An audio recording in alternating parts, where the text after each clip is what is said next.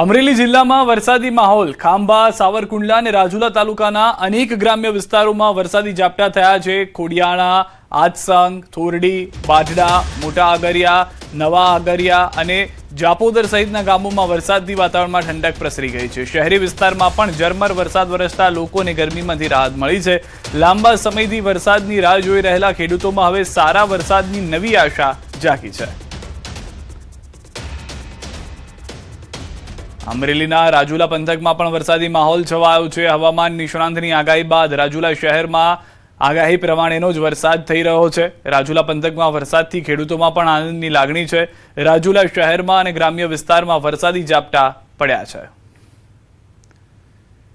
અમરેલીના લીલિયા પંથકના ગ્રામ્ય વિસ્તારમાં વરસાદ, શહેર તેમજ આસપાસના ગ્રામ્ય વિસ્તારમાં વરસાદી માહોલ છે। બપોર બાદ વાતાવરણમાં અચાનક પલટો આવતા વરસાદી ઝાપટા થયા।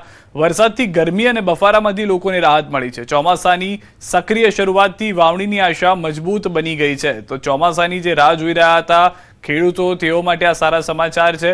વધુ માહિતી ન્યૂઝ 18 સંવાદદાતા રાજન પાસેથી મેળવીશું। રાજન, સમગ્ર પંથકની શું પરિસ્થિતિ છે? ક્યાં કેવો વરસાદ? સિદ્ધાર્થ, આમ જોવા જાય તો સાર્વત્રિક વરસાદ નથી, પરંતુ હવે વરસાદી માહોલ બરાબર જામી રહ્યો છે અને કેટલાક તાલુકાઓમાં વરસાદ છે, જેમાં ખાસ કરીને ખાંભા, સાવરકુંડલા, લીલિયા અને રાજુલા આ પંથકમાં સારો એવો વરસાદ છે।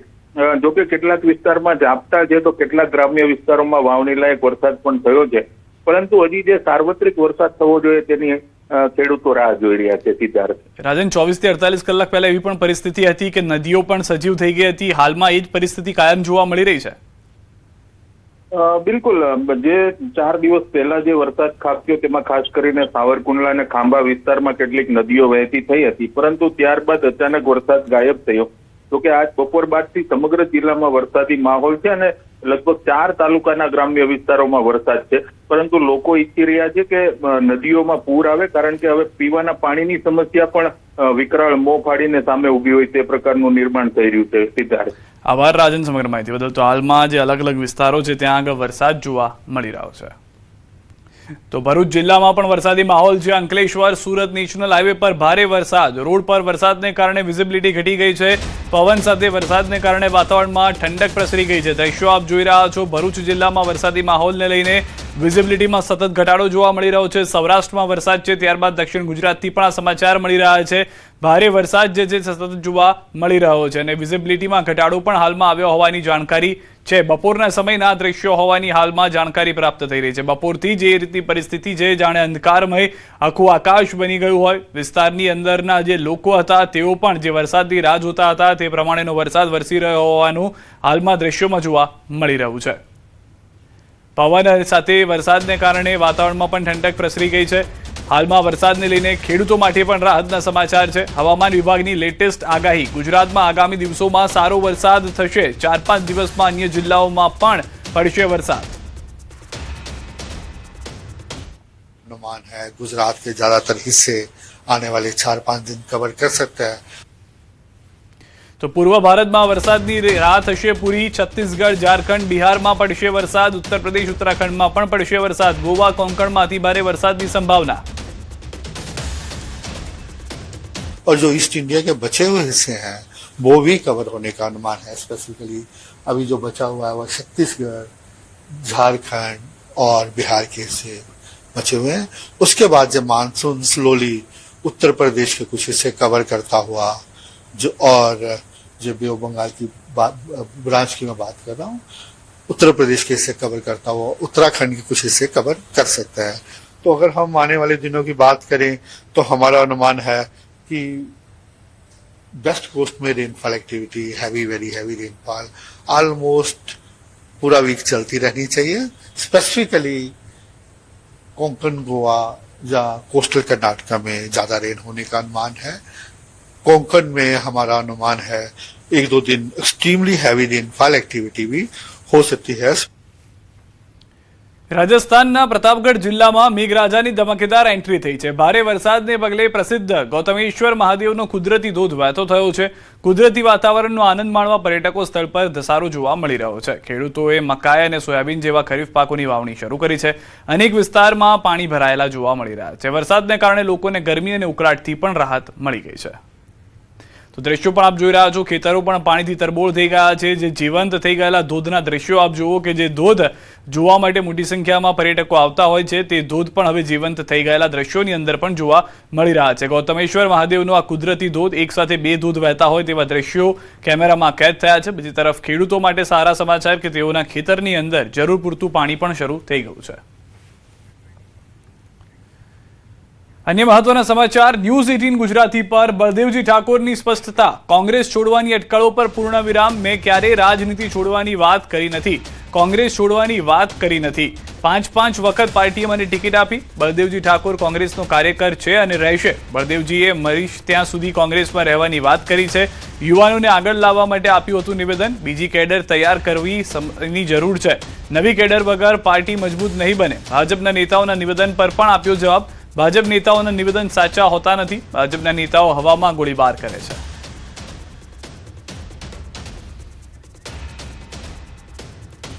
તેઓ સાથે ન્યૂઝ 18 ગુજરાતીએ જે વાતચીત કરી હતી તે પણ અમે આપને સંભળાવીએ. જિલ્લાના કોંગ્રેસના પ્રમુખ અને પૂર્વ ધારાસભ્ય બળવંતજી ઠાકોરે એક સોશિયલ મીડિયામાં વિડીયો વાયરલ થયો છે. તેમાં કહ્યું છે કે હું સંકેત આપે છે કે સંન્યાસ લેવાના. બળદેવજી, એક વિડીયો વાયરલ થયો છે, તેમાં આપ સંકેત આપી રહ્યા છો કે રાજનીતિમાં હું સંન્યાસ લઈને યુવાનોને આગળ કરવા જોઈએ.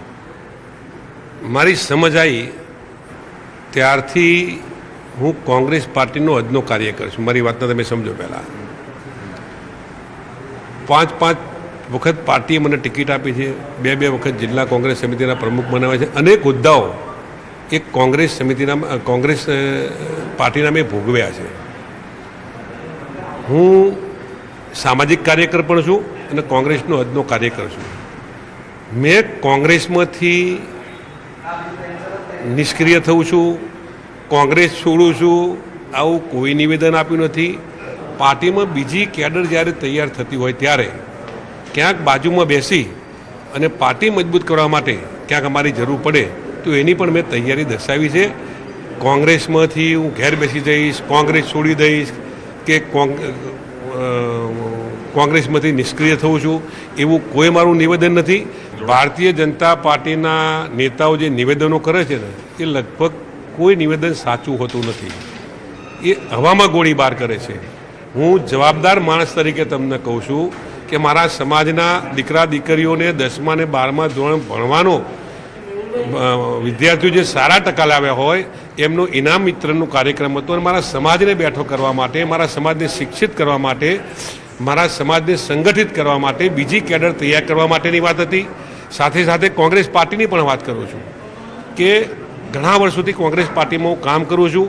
અમે અમારી બીજી કેડર તૈયાર નહીં કરીએ તો અમારી પાર્ટી કઈ રીતે મજબૂત બનશે? અને બીજી કેડરમાં તૈયાર કરવામાં ક્યાંક અમારે પાછું રહેવું પડે તો અમે પાછા એક ડગલું પાછળ જઈ અને સેકન્ડ કેડરને મજબૂત કરવા માટે ક્યાંક અમારે પાછળ બેસવું પડે તો પાછળ બેસીને પણ અમારી સેકન્ડ કેડર તૈયાર કરીશું. સાબરકાંઠામાં દૂધ મંડળી કર્મચારી યુનિયનનો સોશિયલ મીડિયામાં કરાયેલા આક્ષેપો સામે ઉગ્ર વિરોધ. હિંમતનગરના સહકાર સંઘમાં દૂધ મંડળીના સંચાલકો અને સેક્રેટરીઓ એકઠા થઈને બેઠક કરી.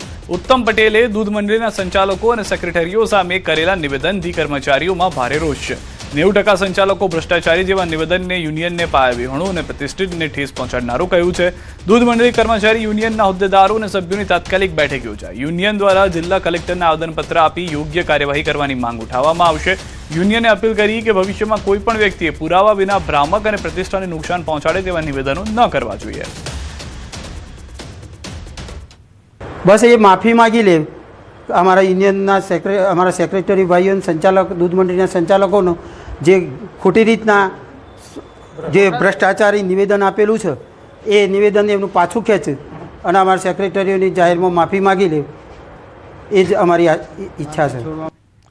અમદાવાદથી સમાચાર. ગ્રામ્ય પોલીસે ઝડપેલા પ્લાઝમા રેકેટ મામલે મોટા ખુલાસા. આરોપી દિનેશ ચૌધરી મહારાષ્ટ્રની 8 બ્લડ બેંક સાથે ધરાવતો હતો સંપર્ક. સારા પ્લાઝમા 8 બ્લડ બેંકોમાં મોકલતો હતો. બીજે મેડિકલ પેથોલોજી મેડિકલ કોલેજના રિપોર્ટમાં હકીકત સામે આવી છે. ઝડપાયેલા 1140 બ્લડ પ્લાઝમાનો રિપોર્ટ નેગેટિવ આવ્યો. પ્લાઝમામાં ભેળસેળ યુક્ત અને માનવ જીવનને હાનિ પહોંચાડે તેવું હોવાનું સામે આવ્યું છે. આ મામલે ગુજરાત સરકાર અને કેન્દ્ર સરકારને રિપોર્ટ કરશે. પ્લાઝમા નિયમોમાં યોગ્ય સુધારા માટે કર્યું સૂચન. ફૂડ એન્ડ ડ્રગ્સ અને આરોગ્ય વિભાગને કરવામાં આવ્યો રિપોર્ટ. બનાવટી પ્લાઝમામાં ગુજરાતની એક પણ હોસ્પિટલ કે બ્લડ બેંકમાં ન સપ્લાય થયા હોવાનું સામે આવ્યું. કે એ લોકો જે એડલ્ટરેટેડ પ્લાઝમા રિપ્લેસ કરતા હતા તો એને સાથે સાથે જે ઓરિજિનલ પ્લાઝમા કાઢતા હતા એ પણ એડલ્ટરેટેડ હતો જોઈએ. તો એમાં પછી જે એની દિનેશની પૂછપરછમાં ખબર પડ્યો કે એ લોકો એમાં પણ સલાઇન વોટર મિક્સ કરતા હતા. જે સલાઇન વોટર જે છે એ પાણી અને સોલ્ટ જે છે NaCl મિક્સ કરતા હોય ઓર એની સાથે સાથે પ્લાઝમામાં મિક્સ કરતા એની ક્વોન્ટિટી ડબલ થઈ જાય.